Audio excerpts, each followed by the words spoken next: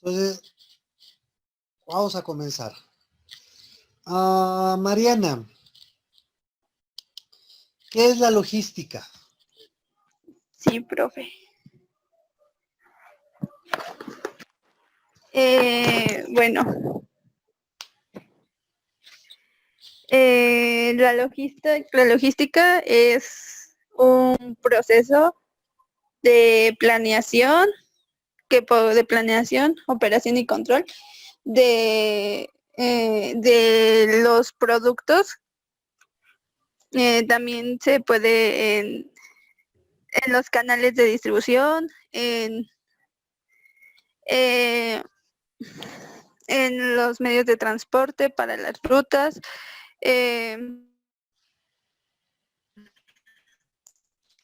Es una herramienta con la cual podemos hacer que nuestro producto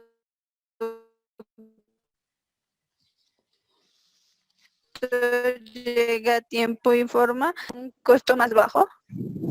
Ok, muy bien. Mariana, ¿qué le puede complementar usted a este concepto de logística?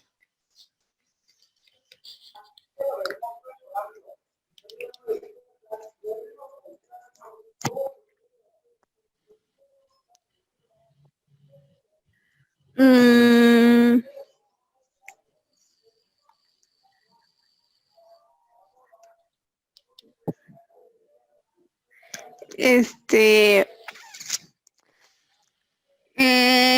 que también puede ser una estrategia para las actividades que se pueden llevar a cabo de operación a la hora de gestionar. Ok, gracias. Emanuel, ¿qué es la red logística?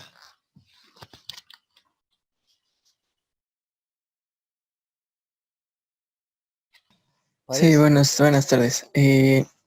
La red logística de una empresa, pues es la que está constituida por proveedores, fábricas, almacenes y clientes.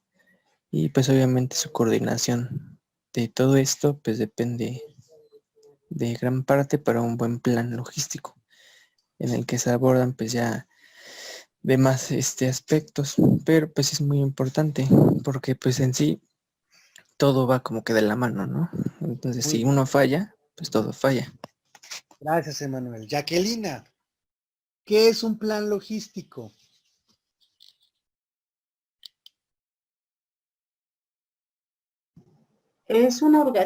Yo pienso que es una organización de actividades, de manipulación, de almacenamiento.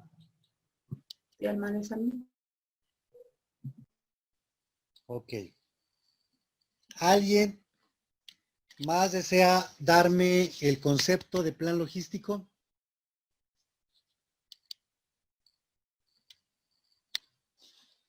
Ok, ¿quién me falta? Eduardo. ¿Cuáles son las áreas en donde influye la logística?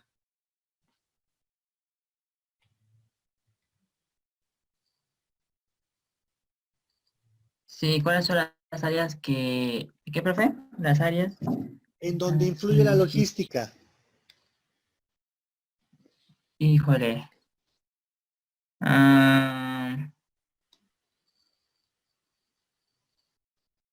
Áreas como las bueno, yo me pongo más a yo me pongo más a una empresa que son las áreas de almacenamiento, de producción, de área de coordinación y área de, de los tipos del área de llegada de transporte. Ok, Mariana había levantado la mano, ¿verdad? Sí, profe, esas áreas las dio usted la clase pasada, ¿no? Y son Son 6 áreas. Una es organización de los aprovisionamientos, almacenamiento, manutención de los materiales, control de inventarios, previsión de la demanda y organización de los transportes. Muy bien, Mariana. Emanuel, ¿en qué consiste la organización de los aprovisionamientos?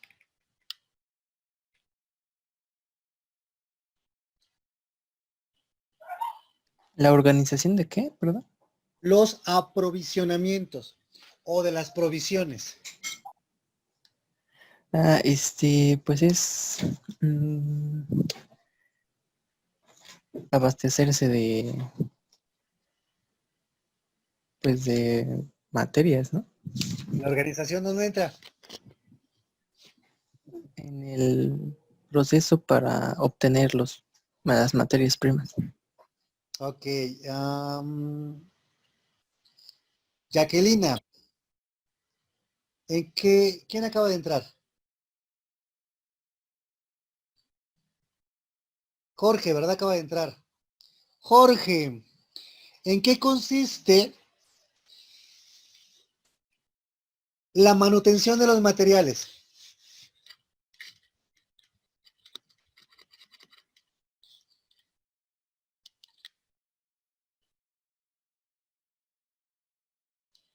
Parece que Jorge no está.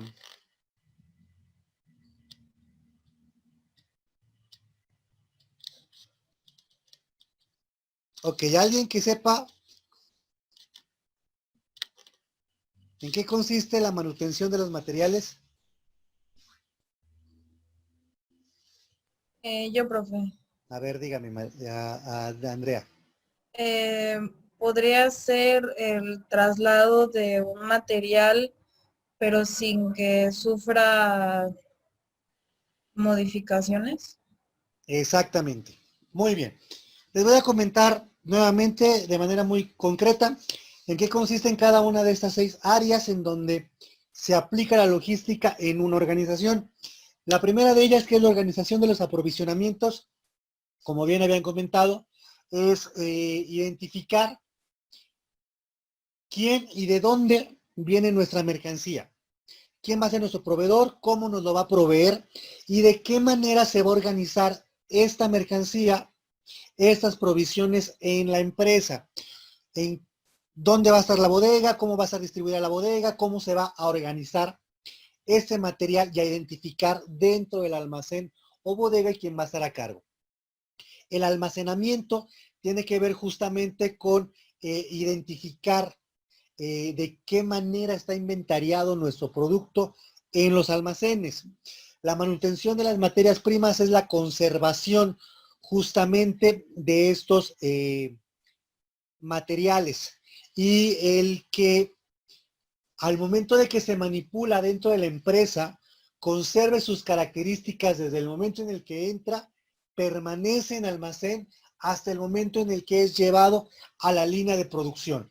Y una vez que sufre la transformación, bueno, ya hablamos de un material distinto, pero también se busca la conservación de sus características hasta llegar al cliente.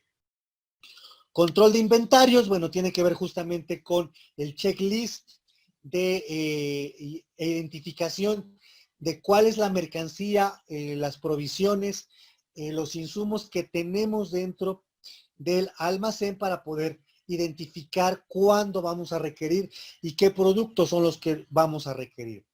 El siguiente tiene que ver con la previsión de la demanda, anticiparse a los acontecimientos. Si hay un pronóstico de que la demanda va a aumentar o va a caer, bueno, determinar las decisiones apropiadas para poder hacernos de esa mercancía que se va a requerir para satisfacer el alza de demanda o bien reducir las adquisiciones para no tener inventario muerto dentro de los almacenes. Y el último que tiene que ver con determinar qué medio de transporte es el que se va a ocupar para salvaguardar la integridad física de nuestra mercancía, ya sea adquirida o vendida, y esta permanezca con la idoneidad necesaria para poder ser usada o comercializada y distribuida, ¿sí? Bueno, después de este paréntesis, vamos a entrar entonces de lleno al tema. ¿Qué es lo que están viendo? ¿Mi presentación o la pantalla de módulo?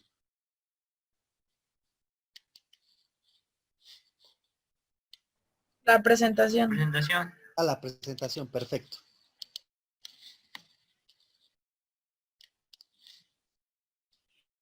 Bien, vamos a entrar entonces el día de hoy a cómo el transporte internacional se ve inmerso en la parte de la logística.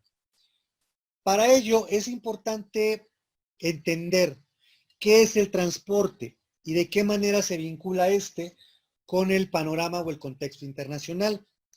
Dentro del comercio internacional, el transporte es aquel que tiene como propósito o función el trasladar una mercancía desde el punto A en un país al punto B en otro país destino, de forma que la mercancía llegue a su destino en las condiciones que establece el contrato. Hasta hace un momento habíamos comentado que parte de la logística es que la mercancía llegue con las características físicas necesarias para su uso en el país destino, ya sea que lo adquiramos nosotros o lo adquiera alguna otra nación. Pero aunado a esta parte de las características de la logística en cuanto a la mercancía, inminentemente tenemos que hablar del transporte para poder trasladar dicha mercancía. Y dentro del transporte, además de llevar el producto de un punto A a un punto B, la mercancía debe de contar con el cumplimiento de lo establecido en el contrato logístico o el contrato de transporte. Y estas características, las principales a cumplir son el lugar del cual va a salir la mercancía y al cual va a llegar, identificando claramente en qué punto el transportista va a recoger la mercancía y en qué punto la va a entregar. Una vez determinado cuáles son los puntos de origen y de destino, es importante que se establezca en el contrato y cumplir con ello en cuál será el tiempo en el que la mercancía se va a trasladar y qué tipo de vehículo es el que va a ocupar. Lo vamos a ver más a detalle adelante, pero la clase pasada, de manera muy general, les había comentado que el vehículo más rápido es el avión, el vehículo más lento es el transporte marítimo, los buques, y el que es moderadamente rápido, digamos, es el autotransporte, ¿sí?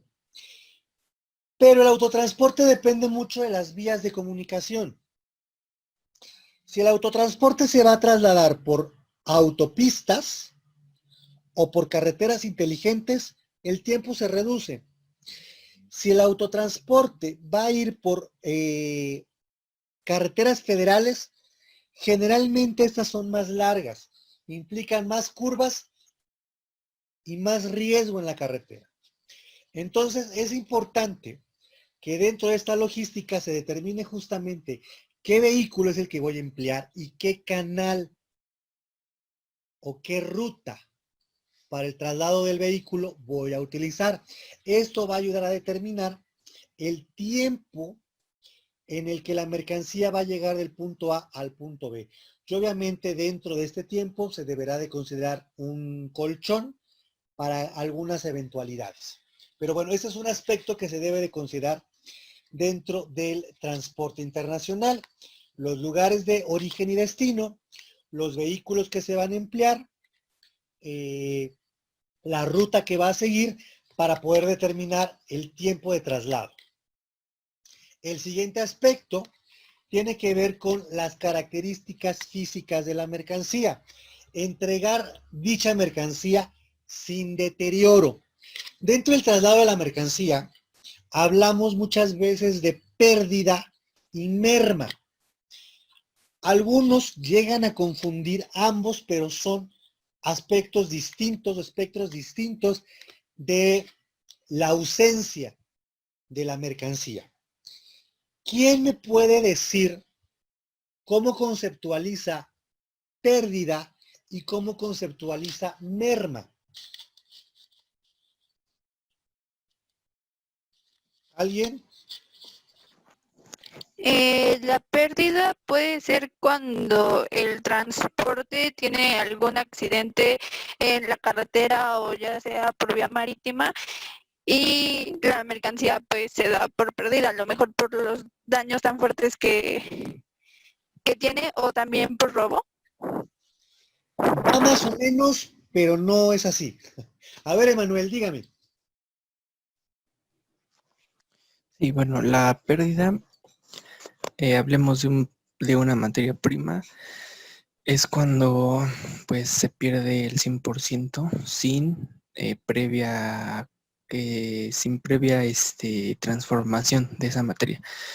Entonces eso se pierde al 100% y pues obviamente ya no se recupera. La merma es cuando la materia prima ya siendo transformada tiene algún tipo de desperdicio que ya no sirve o ya no se usa o se usa para otra parte que no es la principal y eso es catalogado como merma. Ok. ¿Alguien más? Yo, profe. Dígame. Por ejemplo, vamos a poner un producto de botellas de plástico. La pérdida es cuando literalmente no, el producto es como inservible, cuando ya sufrió una alteración, y en merma es, por ejemplo, cuando dentro de un paquete viene una botella vacía o cuando se destapa y entonces ya pierdes una unidad de ese paquete. Va, perfecto. Gracias a los tres que participaron. De alguna manera, sí tiene la idea, pero es importante diferenciar claramente a estos dos conceptos. La pérdida tiene que ver con, válgase la redundancia, la pérdida de producto, pero derivado o generado de del mal manejo de la mercancía, del mal almacenamiento de la mercancía.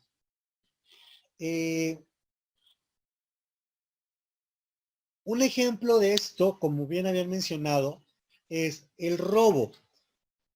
Se denomina pérdida cuando esta mercancía se ausenta por robo porque, o quizás el transportista no cerró bien la caja de la mercancía porque quizás estaba coludido con alguien más y al momento de la carga o descarga se perdió, se ausentó esa mercancía.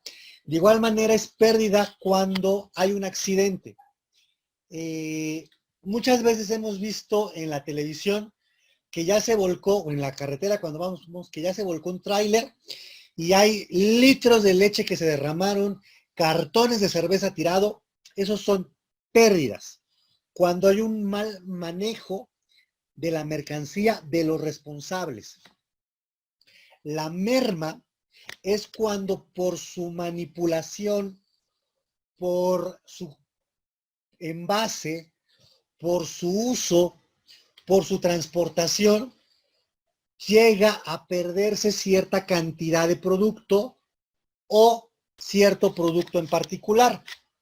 Como bien mencionaban, es merma cuando por evaporación hay una pérdida natural del producto. ¿Sí? Es merma cuando al momento en el que la temperatura del ambiente cambia y afecta las características de la mercancía. Cuando se traslada mercancía perecedera, normalmente la más afectada es la que llega a guardar más calor. Porque el calor acelera su proceso de maduración. Entonces, si trasladamos mercancía por carretera y no contábamos con que iba a haber unas temperaturas superiores a los 21 grados, eso va a provocar que en el contenedor, en el tráiler, aquella mercancía que está más arriba y que tiene más contacto con el sol, con la lona, acelere su proceso de maduración. No va a ser todo el cargamento, pero sí va a ser una parte de ese cargamento. Entonces, ahí estamos hablando de que hay una pérdida del material por merma.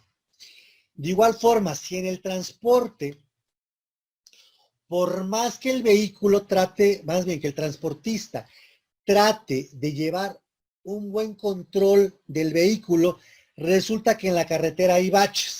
Y aunque los quiere evitar, no hay forma de que no pase por alguno de ellos. Entonces, si el vehículo no cuenta con muy buenos amortiguadores y la mercancía no va bien protegida, al golpetear, de repente se puede fracturar una botella y se puede romper y esa se derrama. O por el descuido del transportista que no cargó bien un producto líquido, este se derrama y va junto a una mercancía que va empaquetada en cajas de cartón. Hubo pérdida por parte del transportista de la carga líquida, pero fue merma por un percance que sucedió en el camino de las cajas de cartón, ¿sí? Entonces, aquí es importante que identifiquen que merma es cuando por causas de situaciones naturales o cotidianas del transporte y del almacenaje hay una pérdida del producto. Y es pérdida como tal cuando por un manejo deficiente de la mercancía, esta llega a ausentarse, ¿sí? Un accidente, un robo, pues particularmente esas dos. El siguiente, el transporte implica riesgos de dos tipos, riesgos físicos y riesgos económicos. Dentro de los riesgos físicos podríamos mencionar justamente aquello en lo que tanto la mercancía como el transportista vea arriesgada la integridad del transportista, de la mercancía o del transporte. Como bien habían mencionado hace un momento, un accidente, un choque, una volcadura, quizás que al no ser bien amarrada, la carga, esta se deslice del medio de transporte. Ahí hay una repercusión en la integridad del vehículo, del transportista o de la mercancía. Y un riesgo económico es justamente que estos riesgos físicos puedan repercutir en una pérdida financiera de la mercancía, del transportista o del transporte, ¿sí? Que quizás el hecho de que haya habido un accidente en carretera y el transportista haya tenido que frenar inmediatamente, esto va a provocar que se pierda cierta cantidad de mercancía, pero también va a provocar que al perderse esa mercancía, porque se la roben, porque se derrama, va a haber una pérdida para la empresa que ya no va a entregar esa mercancía y va a haber una pérdida en caso de que el vehículo se vea estropeado de alguna manera. Que las llantas se truenen, que el vehículo choque, que el vehículo se raspe o que haya una especie de abollamiento del vehículo, ¿sí? El último, los daños a la mercancía llevan al cargador y al transportista a la necesidad de protegerse de manera jurídica y económica. Y es aquí donde entran los seguros. De alguna manera, el transportista requiere garantizar que él no se va a hacer responsable por alguna situación en la que la mercancía se vea afectada. ¿De qué manera? El seguro se puede, bueno, el transportista se puede asegurar contra accidentes. Si hay un accidente provocado por él o provocado por una tercera persona, quien va a reponerle la mercancía al exportador o al distribuidor es el seguro. De esa forma se respalda económicamente. Jurídicamente, ¿cómo se va a respaldar? Dentro del contrato de transporte puede haber la cláusula en la que la mercancía va a ir con un GPS o va a ir acompañado por un personal de la empresa durante toda la circulación. De esa manera, si hay algún robo, si hay alguna pérdida material, el transportista se puede proteger por el GPS de que en ningún momento él se salió de ruta, en ningún momento se paró más del tiempo necesario o acompañado, bueno, la compañía va a garantizar que efectivamente el transportista siguió la ruta, no abrió las cajas, que la llave quizás del cargamento se le entregó a él cuando tuvieron que pasar la noche en algún motel o parados en la ruta, para poder garantizar que si hay alguna pérdida o merma de la mercancía, la responsabilidad tanto económica como legal no recaiga en el transportista. Pero bueno, eso lo vamos a ver más a detalle un poco más adelante. ¿Alguna pregunta hasta acá?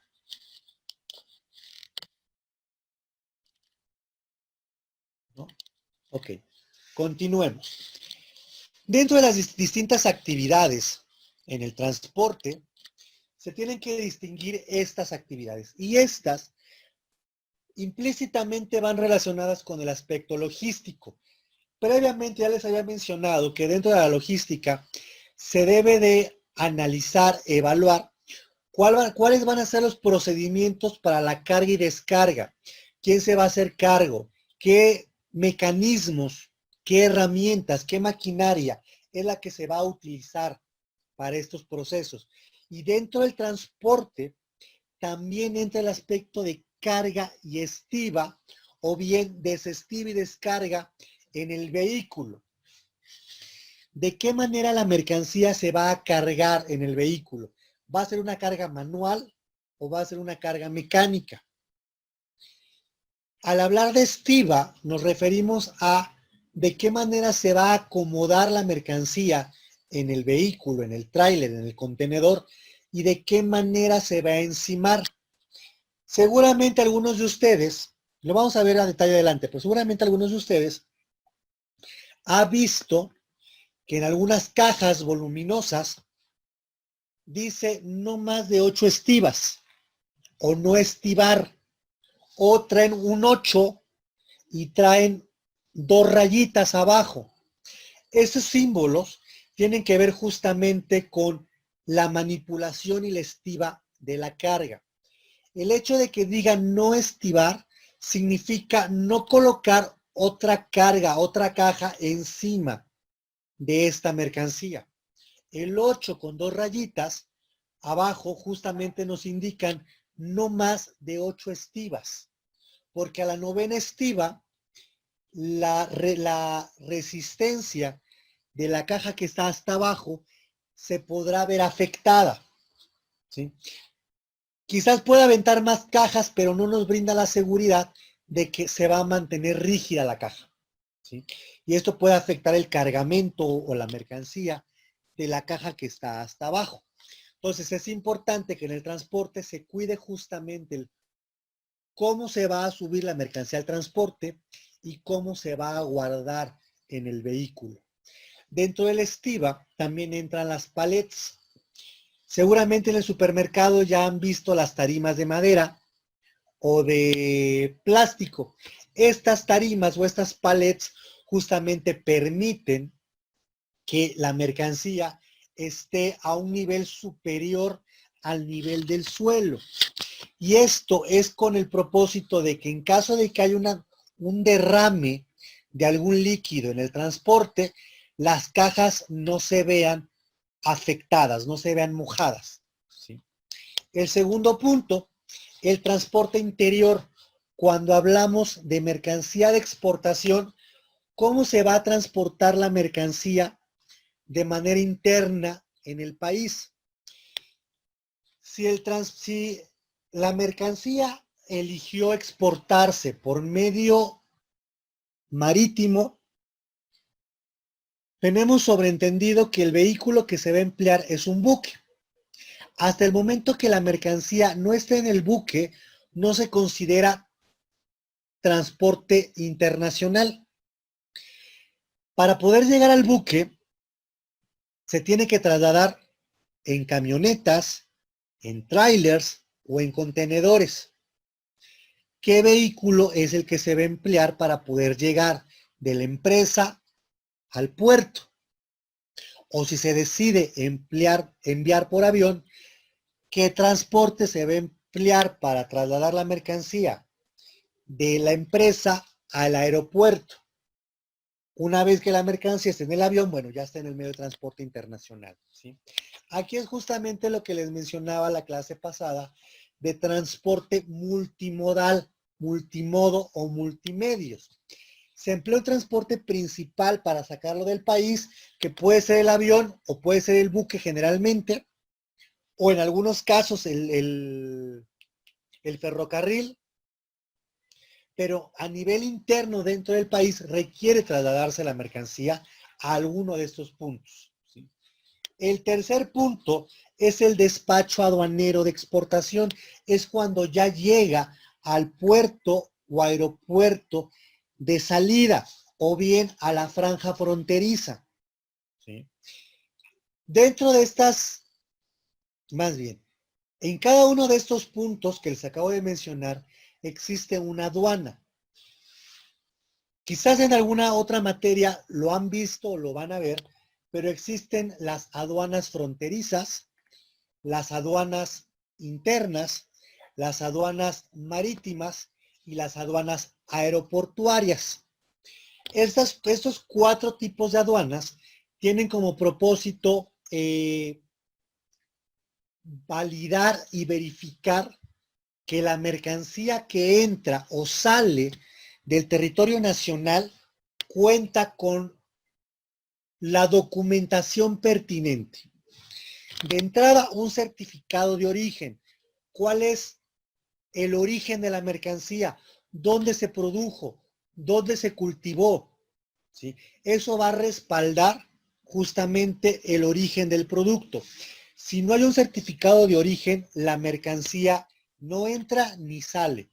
¿Por qué? Porque se tiene que validar que es una mercancía lícita.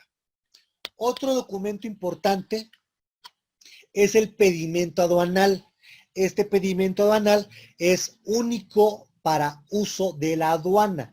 En este se desglosa el exportador, el importador, a qué puerto o aeropuerto va a llegar la mercancía, cuál es el medio de transporte que se va a emplear y cuál es la identificación arancelaria que reconoce o identifica dicha mercancía, ¿sí? Este despacho aduanero garantiza que la mercancía que está saliendo cumple con los lineamientos nacionales para sacarla del país, o bien que la mercancía que va a ingresar cumple con todos los permisos para poder entrar a territorio nacional. Y todo este proceso de despacho aduanero de exportación o de importación, bueno, tiene que hacerse cargo el transportista, que es el responsable en ese momento de la mercancía. Posteriormente, en el punto 4, nos vamos al transporte del vehículo internacional, si se aplica, como lo mencioné hace un momento. El siguiente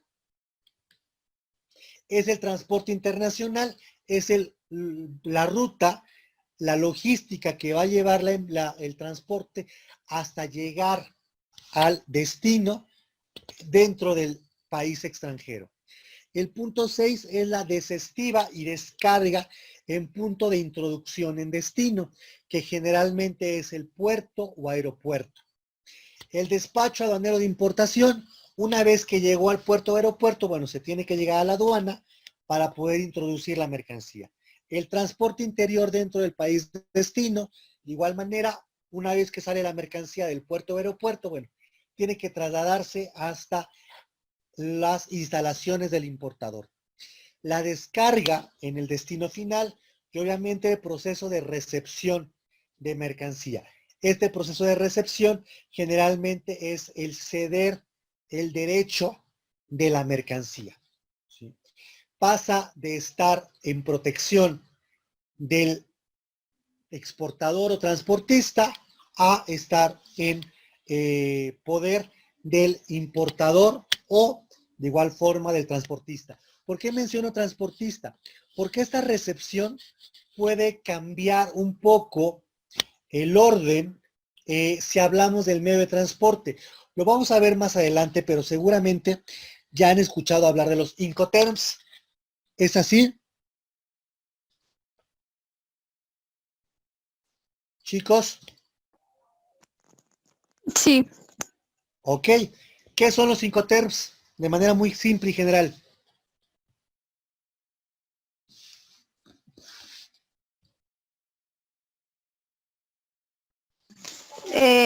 Bueno, son las... Ay,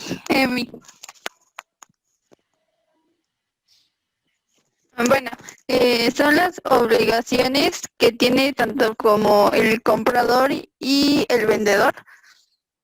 Y bueno, obligaciones y responsabilidades de los dos. Así es.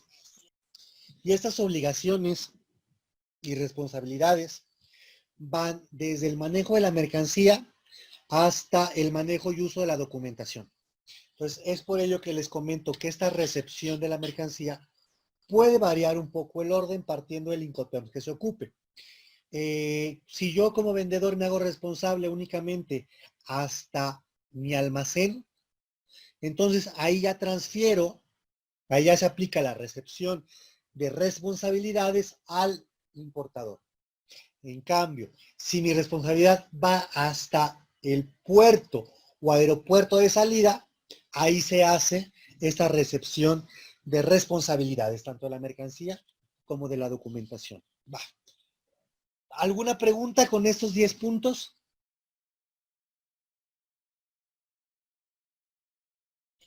Perfecto. No.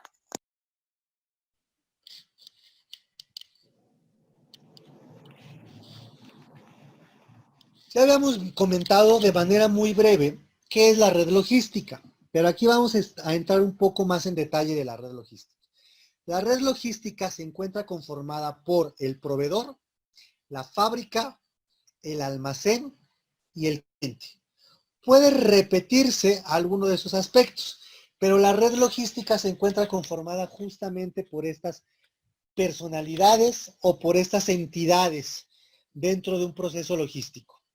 Y la coordinación de la red logística depende previamente de un plan adecuadamente diseñado para poder realizar cada una de las actividades en las áreas de competencia y responsabilidad de estos agentes. Dentro de la red logística, dentro de este plan, se abordará justamente el cómo se clasifiquen los productos que se van a fabricar o comercializar dentro de nuestra empresa. ¿Qué nivel de actividad se prevé dentro de cada uno de estos participantes? ¿Cómo se aplicará o mostrará las fases en el transporte y el almacenaje, así como las principales situaciones dentro de los distintos centros logísticos? La red logística justamente se compone de estos 4 agentes y de las actividades de forma particular que en cada una de ellas se realicen y cómo se van vinculando estas actividades entre sí. Al pasar de las manos del proveedor a la fábrica, de la fábrica al almacén, del almacén a la línea de producción, de la línea de producción, quizás nuevamente al almacén y de ahí al consumidor o al cliente.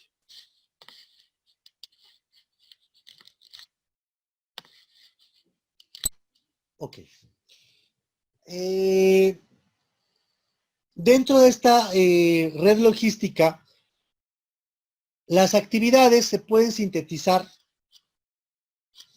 nuevamente en estos 6 elementos que ya previamente habíamos comentado: organización de aprovisionamiento, almacenamiento, manutención de los materiales, control de inventarios, previsión de la demanda y organización del transporte.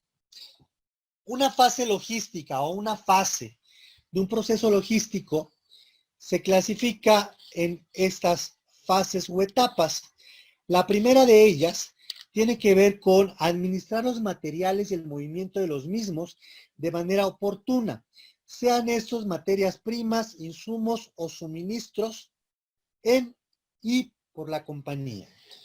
Dentro de las actividades que se pueden desglosar en esta primera fase es la organización del aprovisionamiento, que ya previamente lo habíamos definido, el almacenamiento de dichos productos, la manutención de los materiales y el control del inventario. En la segunda fase, que tiene que ver de manera específica con la distribución física de un determinado producto a una determinada compañía, ya hablamos específicamente de la previsión de la demanda y de la organización del transporte. Hace un momento les había mencionado de manera muy general estas 6 etapas.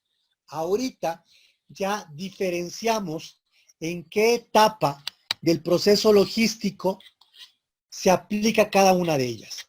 En la primera, que tiene que ver con la administración y el movimiento de la mercancía. Y la segunda, que tiene que ver con el proceso de distribución física de la mercancía. Hasta acá, chicos, ¿alguna pregunta? Profe, ¿le puede regresar a la diapositiva anterior? Claro que sí. Ahí tiene.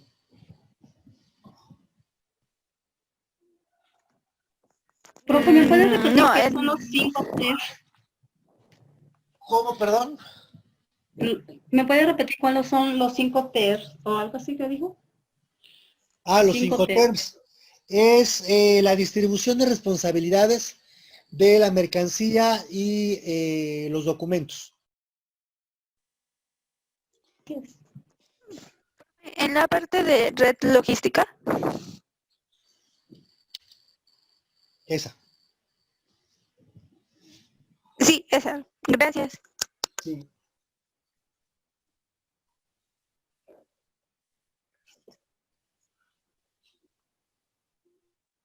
Ya, profe, gracias.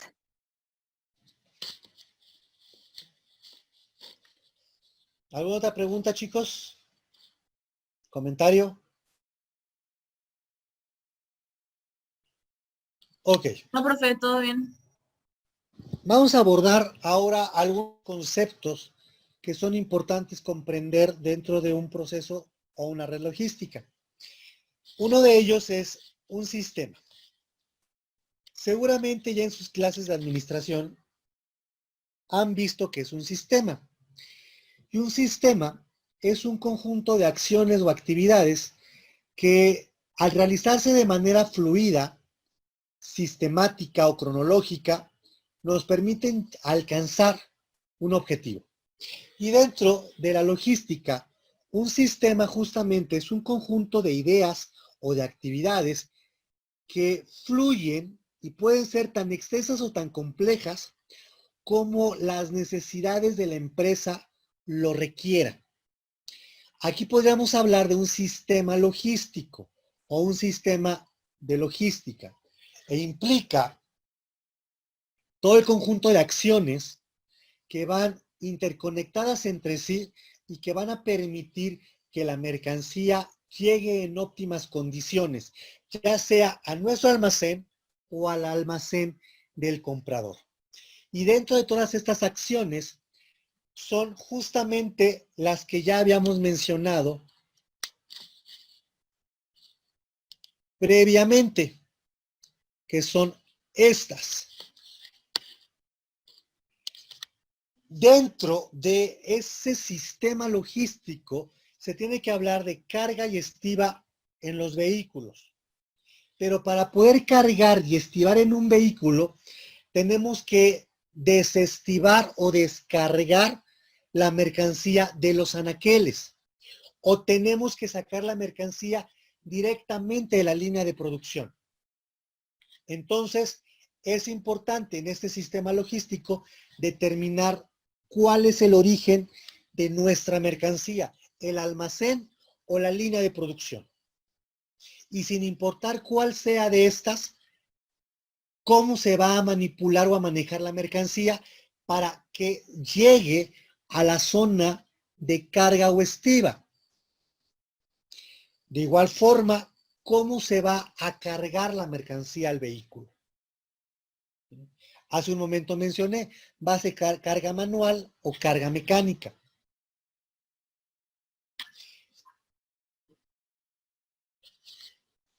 Dentro de los conceptos que habíamos visto la clase pasada, también habíamos comentado que en la logística entran los procesos que se realizan dentro de la empresa.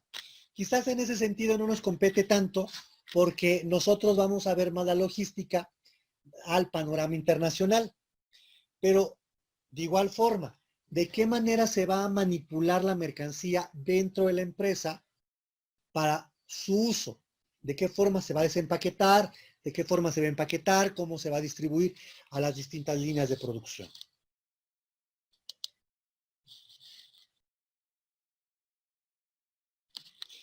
El costo total tiene que ver justamente con todos los costos generados al implementar este sistema logístico.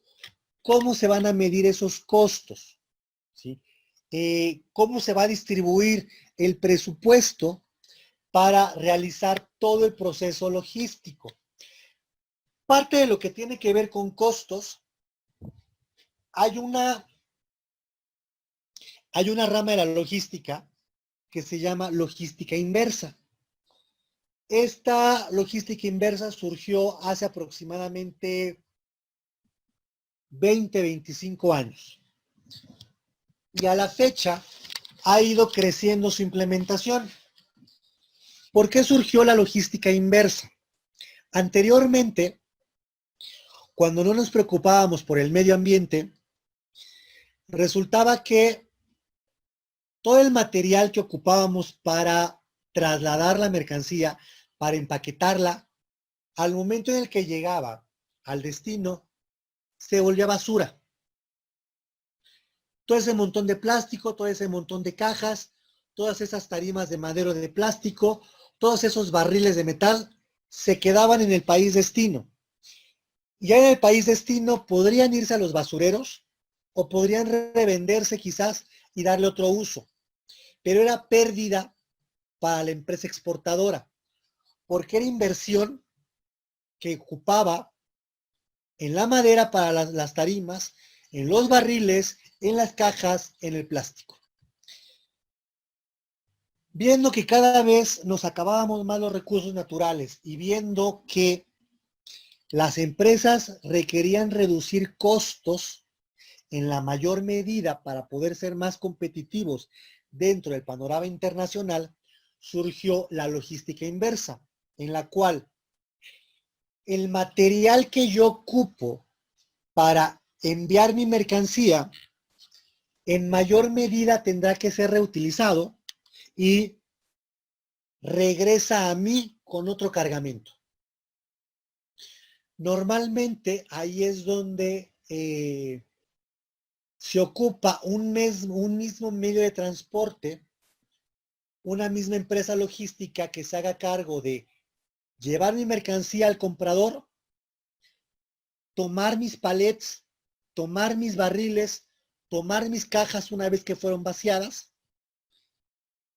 llevarlas a otra empresa, la cual me va a vender cierto producto, y esas tarimas, esos plásticos, esas cajas, se ocupan para guardar la mercancía que adquirí y la transportista me la regresa. Ahí estamos hablando de logística inversa y de esa forma se reducen costos. De igual manera, ¿de qué otra forma se pueden reducir costos? Empleando material reutilizable o reciclable en el embalaje. ¿Sí? Entonces, acá la intención, además de estos materiales, es emplear el medio de transporte que menos gastos nos reditúe. Y de esa manera, dentro de la logística o la gestión logística, se busca la reducción de costos.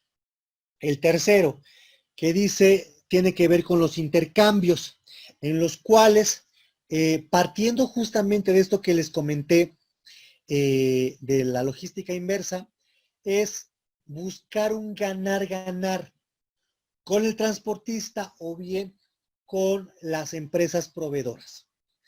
Yo te envío mi tarima, te envío mi mercancía y me reduces del costo, más bien, me reduces del costo de compra este material que ya te estoy evitando a ti gastar. Y de esa manera se genera un intercambio. Reduzco mis costos totales, pero a la vez las empresas reciben algo adicional, como puede ser para la transportista o puede ser para la empresa distribuidora o comercializadora. ¿Alguna pregunta con estos?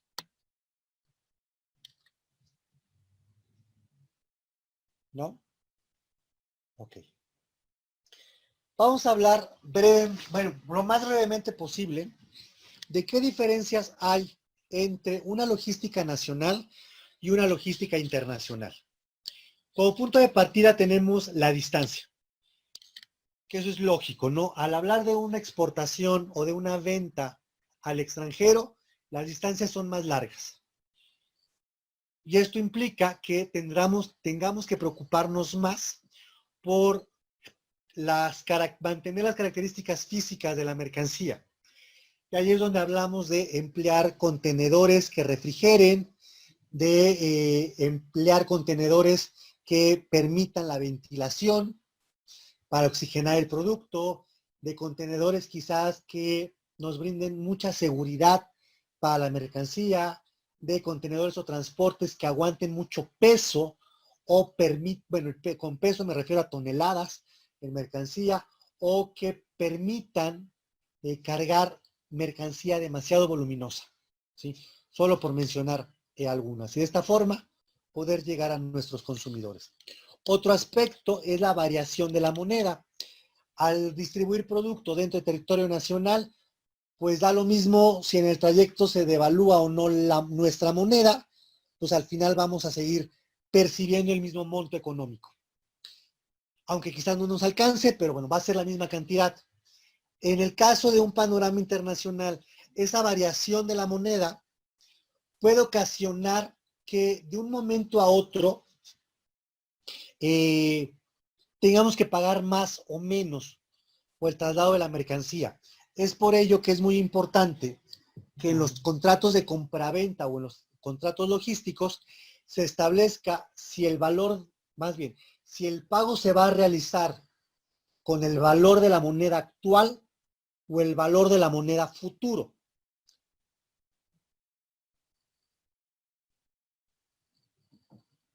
En el ámbito logístico, podemos firmar el contrato hoy, pero el pago se realiza, podemos establecerlo al momento de entrega de la mercancía. Quizás el dólar en este momento estaba en 18 pesos.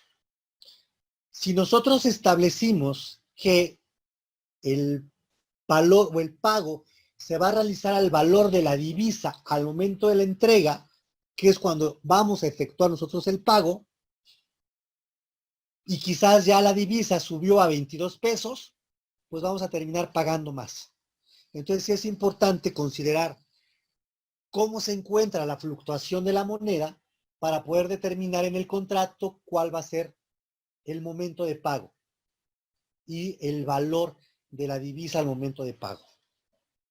El siguiente, que tiene que ver con las aduanas y la documentación apropiada. Si hablamos de transportar mercancías dentro del territorio nacional, pues no requerimos mayor documentación que la factura que respalda que soy propietario en ese momento, soy responsable de la mercancía y la orden de compra. No requiero más documentación que eso. Pero al hablar de logística internacional, como había mencionado previamente, requerimos de permisos fitosanitarios para poder sacar la mercancía del país. De igual forma, esos permisos para poder introducir la mercancía dentro del territorio, requerimos la factura, requerimos la lista de empaque, requerimos el documento que respalda el medio de transporte. Aquí hablamos de un conocimiento de embarque, en el caso de un transporte marítimo. Tenemos también un bill of lading que se emplea para el transporte aéreo. Y de igual manera requerimos el certificado de origen. Entonces hay mayor documentación para poder garantizarle tanto al agente aduanal, al transportista, a los intermediarios, a los bancos o a otras instancias financieras,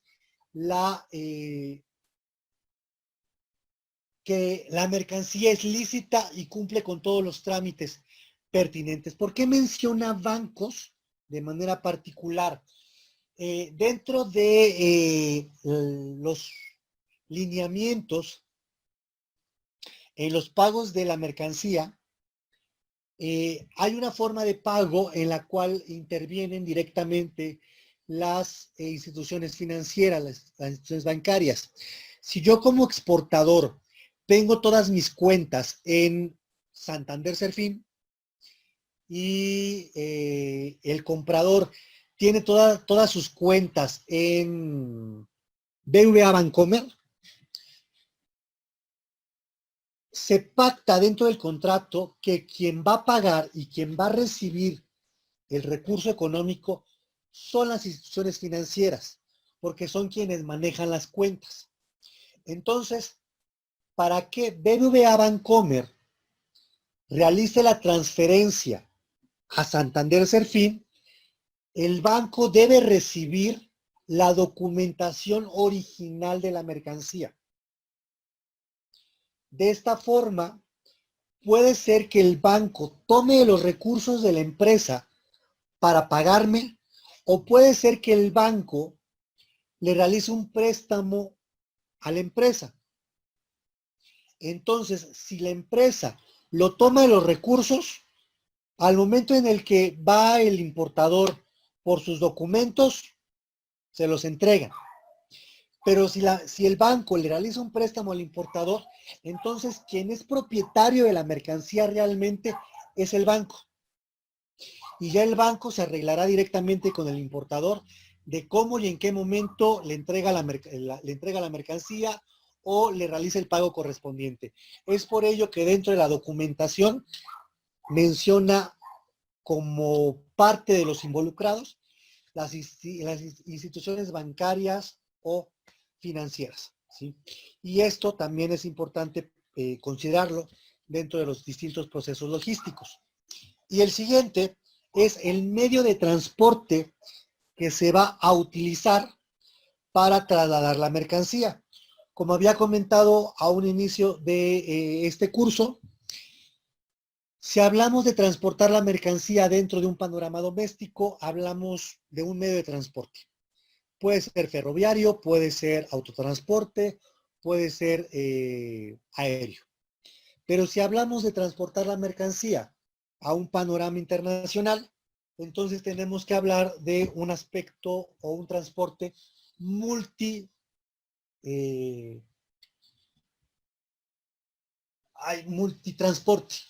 ¿sí? En el cual vamos a utilizar un vehículo para llegar al puerto o al aeropuerto, de ahí utilizar un avión o un buque que lo va a llevar al destino, y una vez en el destino, bueno, emplear otro medio de transporte terrestre para poder llevar la mercancía a las instancias del cliente proveedor. ¿Hasta acá alguna pregunta, chicos?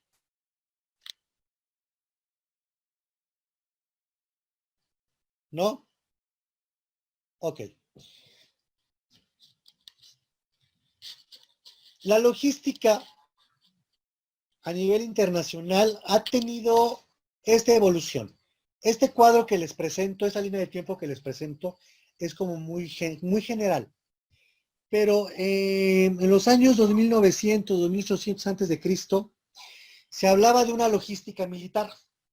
Eso es algo que también es importante resaltar. La logística tuvo sus inicios en un ámbito netamente militar y tenía que ver con transportar el armamento hacia los soldados o trasladar los soldados hacia los puntos de batalla. Y es por ello que la logística tiene sus orígenes en este periodo, cuando ya se comenzaba a planear el cómo transportar a los soldados, cómo transportar el armamento, qué medio de transporte utilizar, qué tiempo se iba a llevar el transportar a los soldados o transportar el armamento, ¿sí? En los años 50 ya se habla de unos orígenes más científicos en cuanto a la logística. Y el enfoque principal era mercantil, que era contribuir a aumentar la capacidad de producción y venta de las empresas, facilitando así la distribución de materia prima, insumos o suministros o productos terminados para la venta, ¿sí? En este periodo generaba dificultades, principalmente lo referente a la puntualidad y a la eficiencia de la entrega, ya que no se tenía una investigación amplia sobre la manipulación de la mercancía, la conservación de la misma, el almacenamiento de esta y sobre todo no había una creciente línea de comunicación con las condiciones óptimas para reducir los costos de traslado, ¿sí? Generalmente en este periodo se hablaba de vías de comunicación federales, las cuales en ciertos periodos del año se sobrecargaba de tráfico y esto generaba pues mayor carga vehicular, ¿sí? Retraso. De igual manera, como eran las únicas vías de comunicación, si había un accidente, algún derrame en estas vías de comunicación, bueno, se retrasaba el traslado de la mercancía. En los años 60 se genera una transición en este concepto de la logística y ya se habla de desarrollos y centros especializados para la distribución y los medios de transporte. En los años 50 las empresas se encargaban de transportar su propia mercancía. En los años 60 ya surgen empresas especializadas en manejo de mercancía y transportación de las mismas. Ya se amplía el conocimiento en cuanto a conservación, manipulación, almacenamiento y procesos de carga y descarga de la mercancía, así como ya comienzan a surgir medios de transporte con mayor capacidad, medios de transporte que conservaban de una mejor manera la mercancía y permitían que ésta llegara en mejores condiciones. Para los años 80 hay un repunte en cuanto a que el tiempo o los tiempos de entrega son prioritarios en este proceso logístico y se da un mayor enfoque a la reducción de tiempos de entrega y gestión de los materiales. Esto, interesados o preocupándose y ocupándose también en brindar un mayor y mejor servicio al cliente, mayor productividad en las plantas de producción, una racionalización en los tiempos de transporte. Y es en este periodo que justamente comienzan a surgir conceptos como el just in time o el justo a tiempo, que comienzan a reducirse los almacenes, las bodegas, y comienzan a implementarse dentro de los procesos logísticos el que así como sale la mercancía de la línea de producción, así se embarca o así se carga en los vehículos para llegar a las empresas. y así como se descarga la mercancía, así pasa a la línea de producción.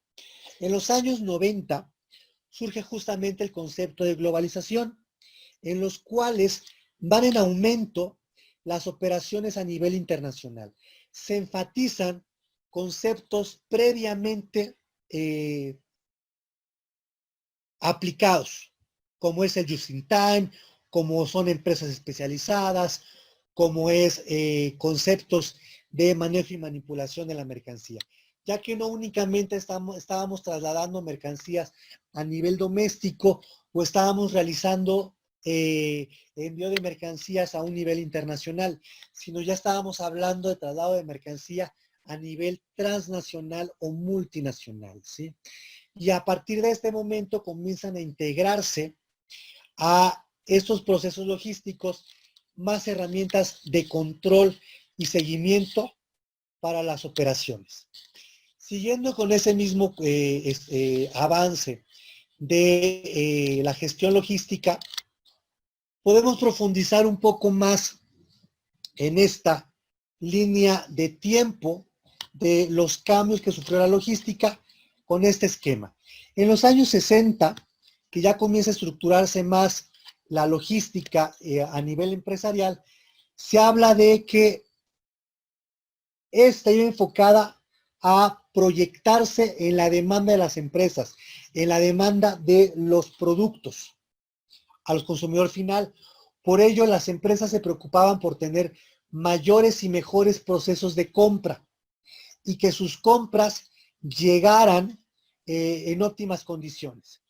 De igual forma, programar los tiempos de adquisiciones, los tiempos en los que la mercancía se requería dentro del almacén, para aprovechar al máximo los espacios dentro del almacén y a reducir quizás las pérdidas por tener demasiado tiempo un producto en almacén y fuese merma al final.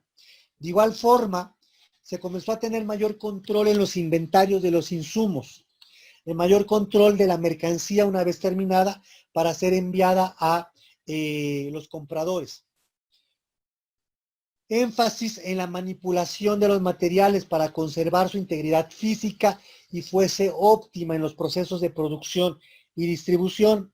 Se hablaba de packing, que ya era diferenciar la unitarización de la mercancía. Hablar de que había mercancía que requería cierto tipo de empaque, cierto tipo de envase para poder conservarlo de una mejor forma y cierto tipo de unitarización de mercancía para poder facilitar su traslado y almacenaje. De igual forma, regresamos a inventario de mercaderías para ventas o exportación, planificar ya la distribución de la mercancía, rutas de distribución, procesamiento de órdenes de compra, identificar el medio de transporte idóneo para el traslado de la mercancía y un enfoque de servicio al cliente. Para los años 80, todos estos conceptos se van amalgamando, fusionando para generar conceptos más específicos en cierto rubro. Y ya hablamos de que hay gestión de materiales. Y la gestión de materiales va enfocada a todos los procesos previos para la adquisición de la mercancía. Almacenamiento de materiales, todo lo que tiene que ver con guardar la mercancía en nuestros almacenes y distintos procesos a nivel interno. Distribución de la mercancía, bueno, todo lo que tiene que ver con la venta.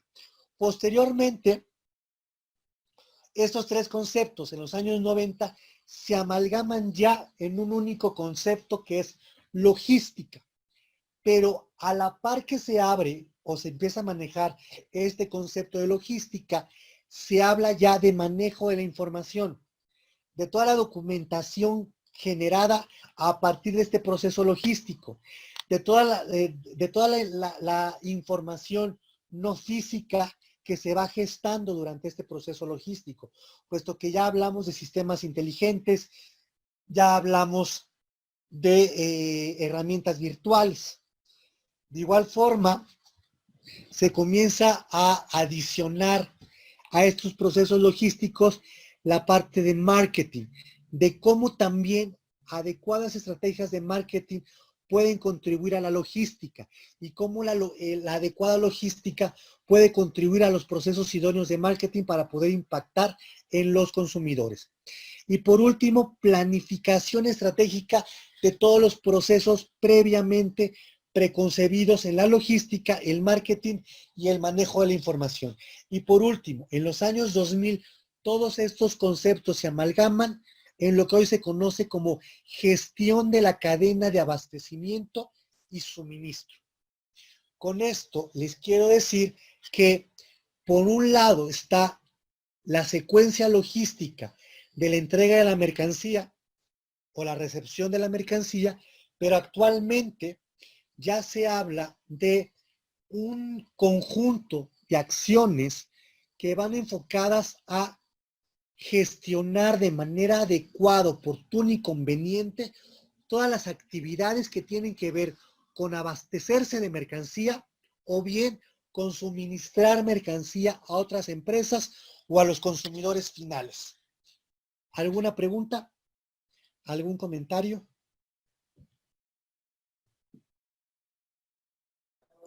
No, profesor. Pues si no hay preguntas ni comentarios, chicos, cerramos la sesión de hoy en este punto. Hay una actividad que tiene que ver justamente con la línea de tiempo de la logística. Para ello requerirán emplear la presentación que les acabo de dar y los tres recursos que hay en relación a la evolución o la historia de la logística, ¿vale? Y ya con ello, bueno, realizan su línea de tiempo. Y ahí vienen las indicaciones de cuáles son los requerimientos que se tienen para la misma. ¿Sí? Profe, Dígame. de lo que dijo, bueno, de la tarea, habla de los videos que vienen en plataforma. Hay videos y hay unos recursos, ¿no?